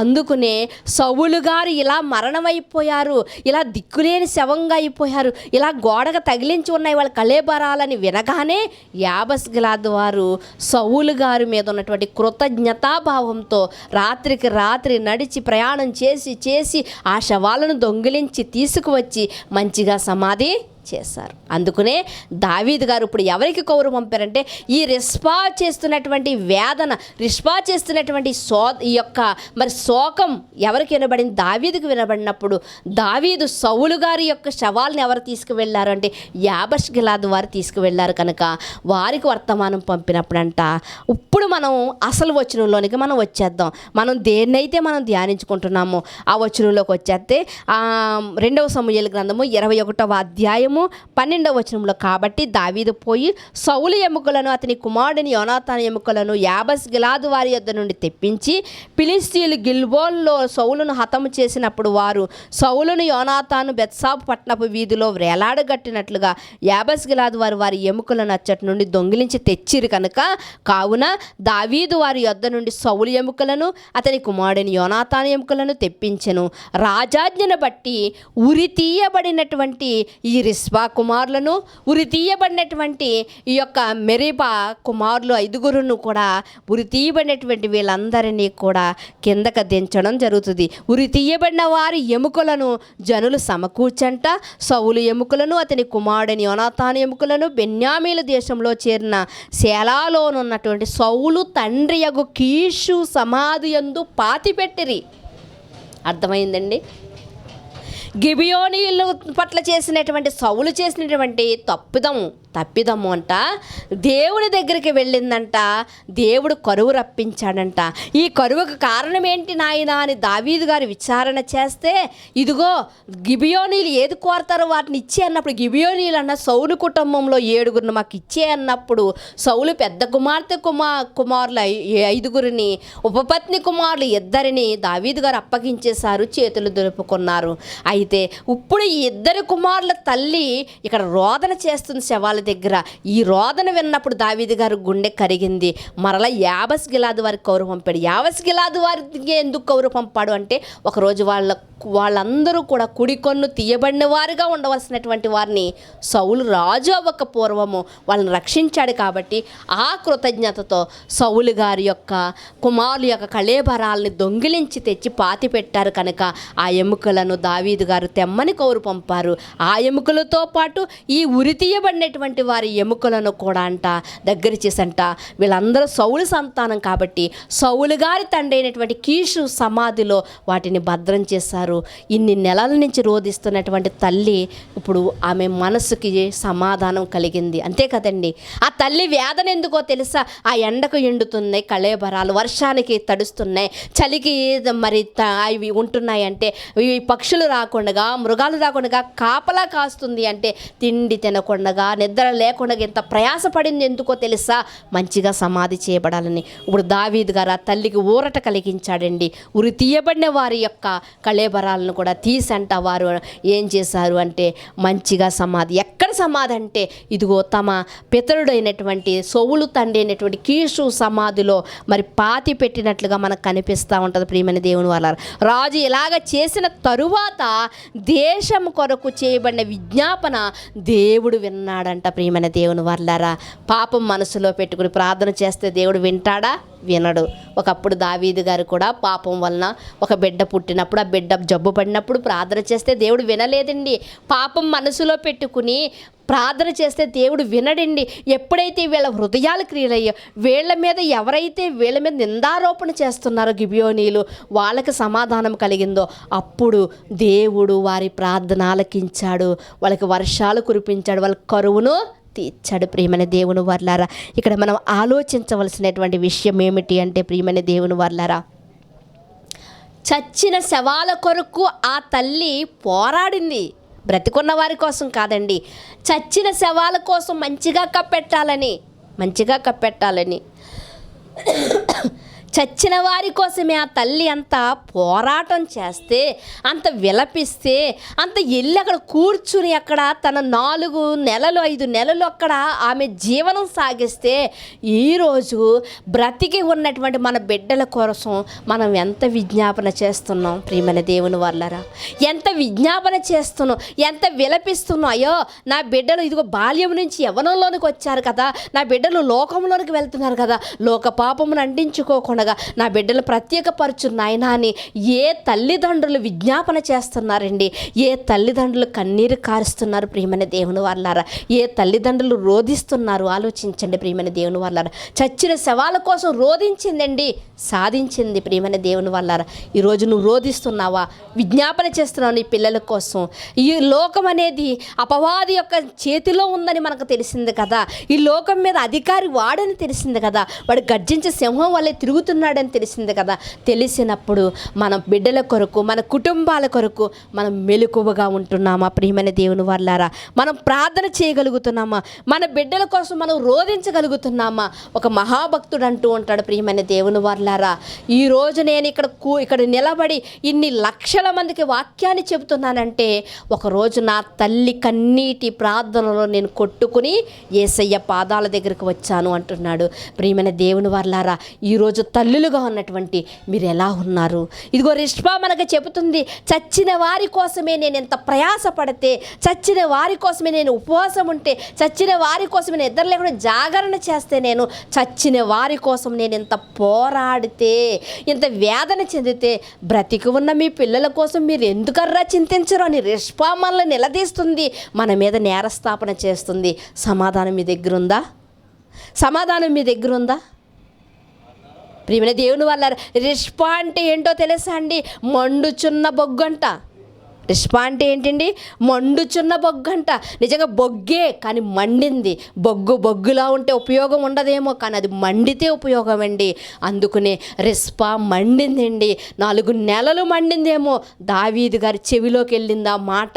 ఇదిగో ఎక్కడా లేనటువంటి, ఇదిగో విచిత్రం ఇక్కడ జరుగుతుంది. ఈ తల్లి ప్రేమ, పేగు తెంచుకున్న ప్రేమ. ప్రియమైన దేవుని వారలారా, ఈరోజు అంతే ప్రేమతో దేవుడు మనల్ని చూస్తున్నాడు. ప్రియమైన దేవుని వారలారా, మనం అందరూ రక్షింపబడాలని, మనం అందరూ ఆయన ఉన్న లోకానికి మనం వెళ్ళాలని.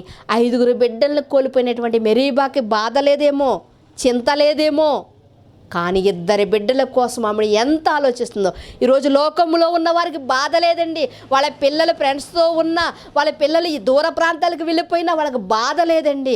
కానీ ఈరోజు క్రైస్తవరాలుగా ఉన్నటువంటి నీకు నాకు బాధ కలగాలి. మన పిల్లలు బయటికి వెళ్తుంటే మనకు బాధ కలగాలి, భయం కలగాలి. అయ్యో నా పిల్లలు బయటికి వెళ్తున్నారు, ఇదిగో ఎలాంటి స్నేహాల్లోనికి వెళ్తారో అన్నటువంటి భయం మనకు ఉండాలి. అలాంటి భయం చేత మనం భక్తిలో నిలకడగా ఉండాలి. భక్తిలో మనం పునాది వేసుకోవాలి, మనం రోధించాలి, విజ్ఞాపన చేయాలి, ప్రార్థనా జీవితాలు కలిగి ఉండాలి. నీ పిల్లల కొరకు చింత అనేది నీకు ఉండాలి. ఆ చింత నీకు ఉంటేనే నువ్వు దేవుని పాదాల చెంత ఉంటావు. ప్రియమైన దేవుని వారలారా, బిడ్డల కొరకు చింత ఉన్నది కాబట్టే ఆకాశ పక్షులు తిననివ్వలేదు శవాన్ని, అడవి మృగాలు తిననివ్వలేదు శవాన్ని. ప్రియమైన దేవుని వారలారా, నీకు కూడా నీ బిడ్డల కొరకు చింత ఉంటే నువ్వు ఎప్పుడు ఎక్కడ ఉంటావు తెలుసా? దేవుని పాదాల చెంత ఉంటావు. నువ్వు దేవుని పాదాల చెంత విజ్ఞాపన చేస్తుంటే నీ బిడ్డ మీద దేవుడు ఈగ కూడా వాలనివ్వడు. నీ బిడ్డ మీదకి ఏది రానివ్వడు, తెగులు రానివ్వడు, ఖడ్గము రానివ్వడు, ఏది రానివ్వడు. ప్రియమైన దేవుని వారలారా, చచ్చిన వారి కొరకు విజ్ఞాపన చేసినటువంటి తల్లి సాధించింది. ఈరోజు బ్రతికున్న వారి కోసం దేవుడు ఏం చెప్తున్నాడో తెలుసా? బలవంతులు నా చేతిలో, బలవంతుడైనటువంటి నా చేతిలో బాణాలు, మీ పిల్లల్ని నాకు ఇవ్వండి అని దేవుడు కోరుకుంటున్నాడు. ప్రియమైన దేవుని వారలారా, అలాంటప్పుడు మన పిల్లల కొరకు మనం విజ్ఞాపన చేసి ఆ బలవంతుడైన దేవుని చేతికి మనం అప్పగించలేకపోతున్నామేమిటి? ప్రియమైన దేవుని వారలారా, ఆలోచించండి. రిస్పా మనల్ని అడుగుతుంది, చచ్చిన వారి కొరకింత నేను పోరాటం చేస్తే బ్రతికి ఉన్న వారి కొరకు మీరు ఎంత పోరాటం చేయాలి? వాక్యంతో రుద్దండి మీ పిల్లల్ని, వాక్యం అనే బండకేసి బాదండి మీ పిల్లల్ని. ఇదిగో అవకాశం చచ్చిన తర్వాత ఏం చెయ్యలేమేమో, బ్రతికున్నప్పుడే మనం చెయ్యాలి. అందులోనూ మొక్కగా ఉన్నప్పుడే మనం